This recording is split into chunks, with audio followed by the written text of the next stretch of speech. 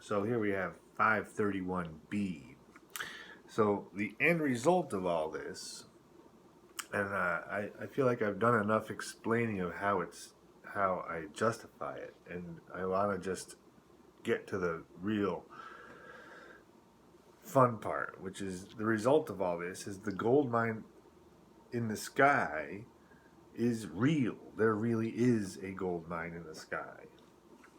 And all you have to do to get to heaven is die. That's what we believe as Neo-Swedenborgians. That when you die, you enter into the spirit world. You don't have to do anything special. All you have to do to get to heaven is die. And so I want to move away from trying to explain myself all the time, which I think I'm on episode into 500s now. I think I can move on to the fun part, which is just describing and talking about this heaven world using the sources I mentioned before, which is Swedenborg, near-death experience people, and spiritualism. In this book, here we have J. Hewitt Mackenzie. I'm going to read a little excerpt from J. Hewitt Mackenzie. Spirit Intercourse, its theory and practice. He's talking about how to communicate with spirits, basically. And so I'm going to read off of page 201. I'm in the 1917 edition. The heading is The New Superphysical Continents.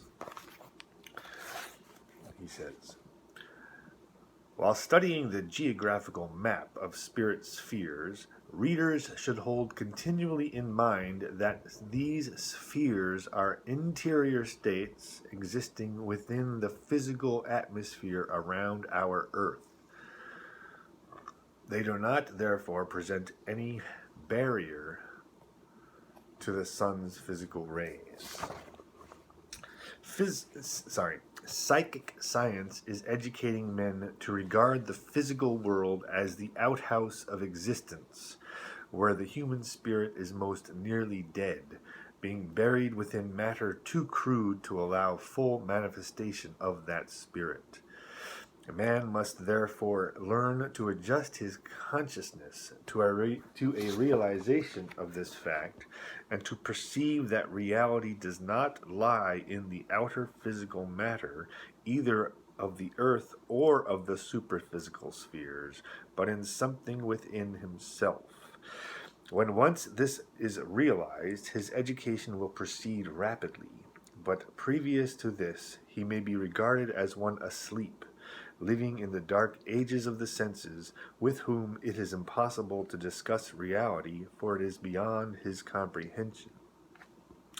So this is really a key idea here out of J. Hewitt Mackenzie. There's two key ideas. First of all, is that this spirit world he's talking about is within the physical atmosphere around Earth.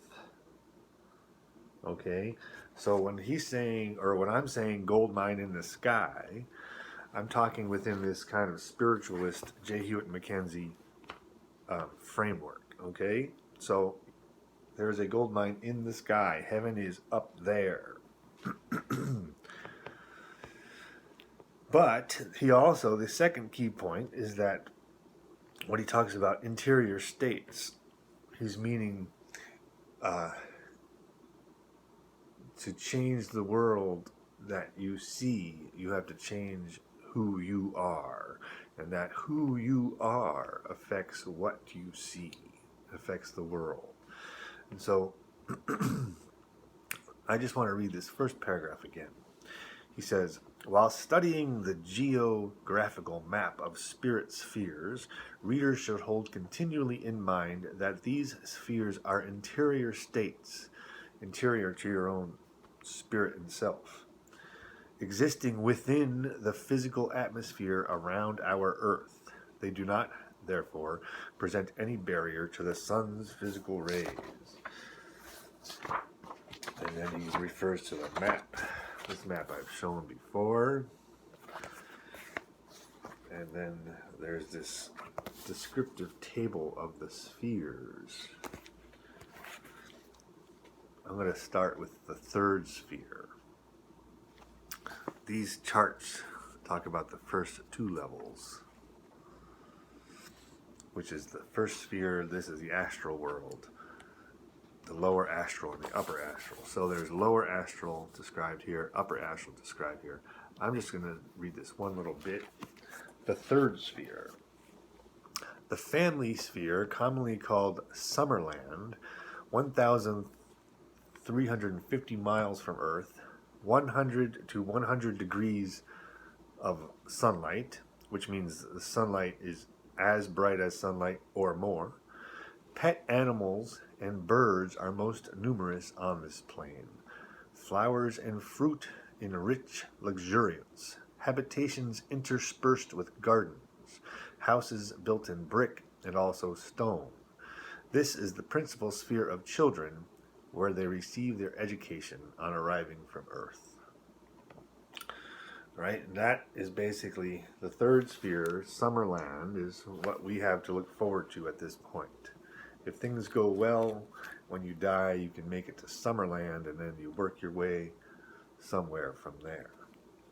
And so I'm going to start just describing the spirit spheres and talking about what heaven is like. And if somebody wants to debate how I can do this, I'll do that separately. So from now on, I'm going to start just talking about what we have to look forward to in the spirit spheres, what we can expect, what it might be like, beautiful descriptions, etc., etc. All right? I want it to be fun for us.